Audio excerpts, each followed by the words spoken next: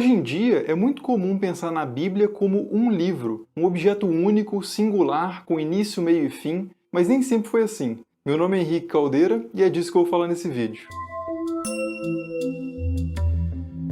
Se você ainda não é inscrito no canal, considere se inscrever clicando no botão aí embaixo, porque me ajuda muito a levar vídeos como esse de história e humanidades em geral para mais gente aqui no YouTube.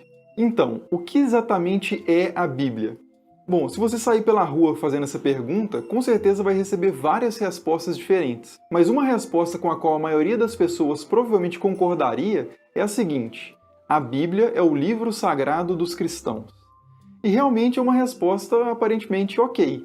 Mas essa pergunta, o que é a Bíblia, é tão difícil responder com precisão que mesmo nessa resposta curta e simples, é possível identificar pelo menos 3 pressupostos que dão abertura para muita discussão. O primeiro é o de que a Bíblia seria um livro.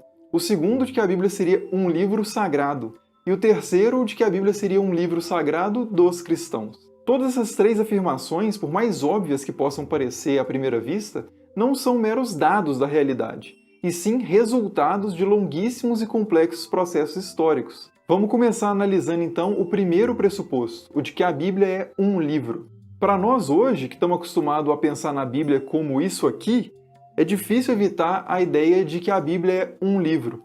Mas a própria palavra Bíblia é um substantivo grego no plural que significa basicamente livros. Até aí tudo bem, muita gente aceita sem problemas que a Bíblia é realmente formada por vários livros. Tem os 4 evangelhos, os 5 livros do Pentateuco, Gênesis, Êxodo, Levítico, Números e Deuteronômio, as várias cartas de Paulo e por aí vai. Mas mesmo assim é difícil evitar a impressão de que cada um desses livros é apenas uma parte do todo, de um livro, que é a Bíblia, no singular. Mas o fato é que a coisa nem sempre foi assim. Por muitos anos, os livros do Pentateuco existiram sem os evangelhos. O livro de Jeremias existiu sem o livro de Crônicas, e as cartas de Paulo existiram sem o Apocalipse. Cada um desses livros foi produzido em uma data diferente, por pessoas diferentes, para pessoas diferentes, às vezes em lugares diferentes e até em línguas diferentes. Além disso, mesmo nos períodos quando já estavam disponíveis vários desses textos, cada um continuava tendo uma certa independência. Jeremias não vinha necessariamente depois de Isaías e antes de Ezequiel. Jeremias era um livro em si mesmo, e poderia estar antes ou depois de qualquer livro, dependendo de onde você guardasse esse livro. Ou melhor, guardasse esse rolo. Porque tem isso. Até agora eu usei a palavra livro, mas essa é outra palavrinha que costuma gerar uma imagem errada na cabeça das pessoas. Hoje em dia, quando se pensa em livro, se pensa nisso aqui. Capa, contracapa e um miolo preso na lombada. Mas isso não é simplesmente um livro. Isso é um códex, uma das várias formas possíveis que um livro pode ter. E essa forma especificamente, o códex, data do século II depois de Cristo, e só se tornou realmente popular a partir do século IV depois de Cristo. Ou seja, nos tempos de Jesus, ninguém tinha um objeto como esse que eu mostrei. A forma mais comum que os livros tinham naquele período era a forma de rolos. Agora, imagina fazer um rolo comprido o suficiente para conter todos os livros que hoje a gente coloca com tanta facilidade em códices como esse aqui. Imagina materialmente esse rolo, imagina o trabalho que ia dar para sair de Gênesis e chegar a Apocalipse e voltar. E imagina a grossura desse objeto para ser manuseado e transportado por aí. Por isso, nos tempos de Jesus, e antes, claro, o que se tinha mais próximo de uma Bíblia era, na verdade, uma sala cheia de rolos, cada um contendo basicamente um livro. E detalhe, essas salas não teriam necessariamente todos os rolos que hoje formam a Bíblia. Os rolos contidos na sala seriam aqueles que foram possíveis ou desejáveis de se adquirir para a leitura da comunidade. Nós vamos voltar nesse ponto, inclusive, mais para frente. Mas enfim, nessas condições fica muito mais evidente que a Bíblia não era um livro, e sim uma coleção de livros, no plural. Agora, você pode estar pensando o seguinte: tá, legal, mas isso é uma questão meramente material, formal, que não afeta tanto o que se pensa sobre o conteúdo da Bíblia, que é o mais importante. Mas é aí que você se engana. Essa questão material tem muito mais implicações para como alguém se relaciona com a Bíblia do que pode parecer à primeira vista. Um exemplo de como a concepção da Bíblia como um livro afeta questões que não são meramente formais é a ideia da Bíblia como um livro sagrado. Quando se pensa em livro sagrado, a imagem que geralmente vem à nossa mente é a de um livro inteiro, singular, caindo do céu ou brilhando ou alguma coisa desse tipo. Claro que pouca gente racionalmente admite essa ideia, mas no fundo é essa imagem que a gente costuma ter na cabeça. Mas imagine se você vivesse alguns milênios atrás, quando nem todos os livros que hoje compõem a Bíblia tinham sido ainda escritos. E imagine que você já considerasse alguns livros como sendo sagrados, como os 5 primeiros, por exemplo. E aí surgisse um novo livro, o livro de Esther, que é um livro que acabou de fato entrando na Bíblia. Como fazer para decidir naquele momento se aquele livro é sagrado ou não? Não dá para falar que ele é sagrado porque está na Bíblia, porque ainda não existe a Bíblia. Existem livros. E vamos supor que por algum motivo você aceitasse que o livro de Esther fosse sagrado. Beleza. Mas aí de repente aparecesse um outro livro, mais novo, o livro dos Jubileus, que é um livro que acabou não entrando na Bíblia. E aí, é sagrado ou não é sagrado?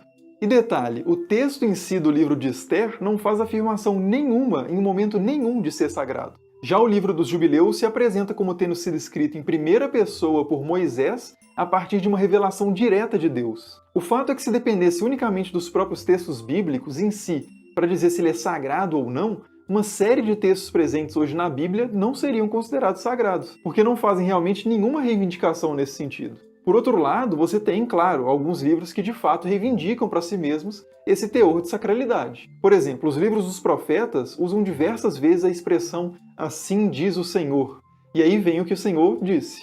Ou seja, o texto é explícito quanto à origem divina do seu conteúdo, ou pelo menos parte desse conteúdo, né? As partes que o Senhor disse. Agora, por outro lado, outros livros não contêm absolutamente nada, nem remotamente parecido com isso. Por exemplo, o livro de Esther e o Cântico dos Cânticos nem mencionam uma única vez sequer o nome de Deus. E a maioria dos salmos, no livro dos Salmos, claro, se apresentam como palavras dirigidas a Deus e não de Deus. Ou seja, é em boa parte graças à existência material desse objeto aqui, singular, fechadinho, que hoje se pode dizer com tanta naturalidade algo do tipo "a Bíblia diz" ou "segundo a Bíblia", mas ao fazer isso a gente está no mínimo deixando em segundo plano as autoridades e autorias que os próprios textos reivindicam. Quando a Bíblia diz, quem diz?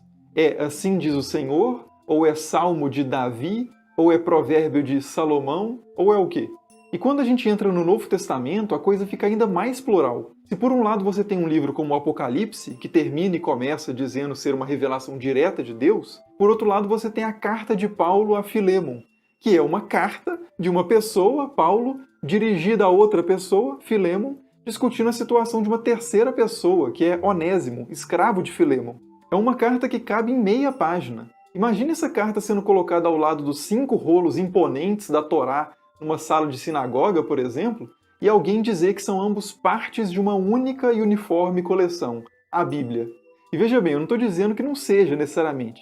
Isso vai da tradição e da crença de cada um. Mas o ponto é que quando a gente considera a materialidade dessas coisas, e dentro de uma compreensão realmente histórica, o quadro todo parece um pouco mais estranho do que quando a gente tem um livro pronto e acabado nas mãos. E falando em cartas de Paulo, só para dar mais um exemplo dessa heterogeneidade da Bíblia, em uma carta dirigida aos cristãos de Corinto, Paulo está discutindo questões relacionadas ao divórcio e ao casamento. E em determinado momento ele diz o seguinte: "Digo eu, não o Senhor. Se algum irmão tem mulher descrente e ela consente em habitar com ele, não a deixe." Ou seja, o próprio texto diz claramente que não é uma palavra do Senhor. Mas por mais clara que possa parecer a coisa, quando se pensa na Bíblia como um livro, todas essas nuances acabam sendo perdidas. Percebe como a constatação da pluralidade da Bíblia tem implicações muito mais do que meramente materiais? E não para por aí. Vamos pensar agora sobre a terceira pressuposição sobre o que é a Bíblia, que é a ideia de que a Bíblia é o livro sagrado dos cristãos. Bom, como muitos já sabem, a maioria dos livros que hoje compõem a Bíblia são anteriores ao cristianismo em muitos séculos.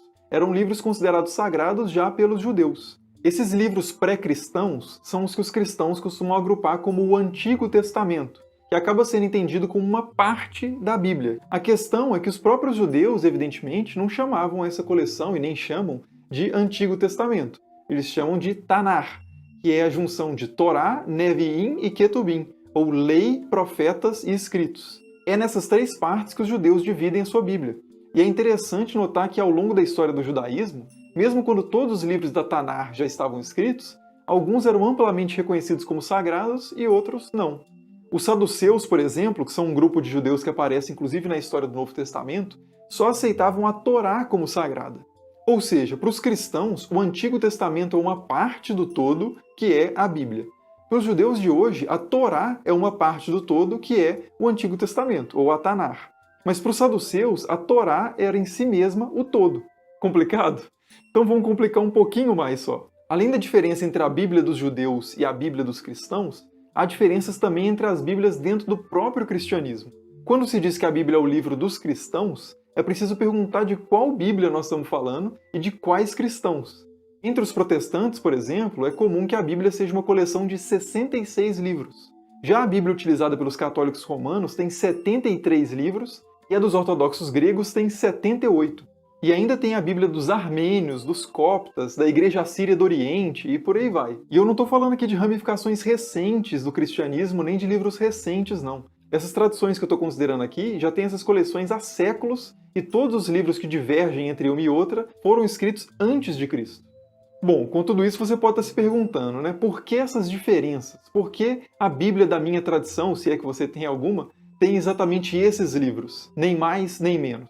Então, essa é uma das perguntas que nós vamos responder ao longo de uma série de vídeos aqui no canal sobre a história da Bíblia. Além disso, nós vamos considerar historicamente também por que alguns livros foram considerados sagrados e outros não, como esses livros foram aparecendo ao longo da história, quem escreveu esses livros e por que certas comunidades de fé eventualmente passaram a chamar esses livros de a Bíblia, no singular. Então, se você se interessa pelo tema, não deixe de se inscrever no canal para receber as notificações dos próximos vídeos. Deixe aí embaixo também dúvidas, sugestões e comentários em geral, que eu leio e respondo todos. E é isso, até o próximo vídeo.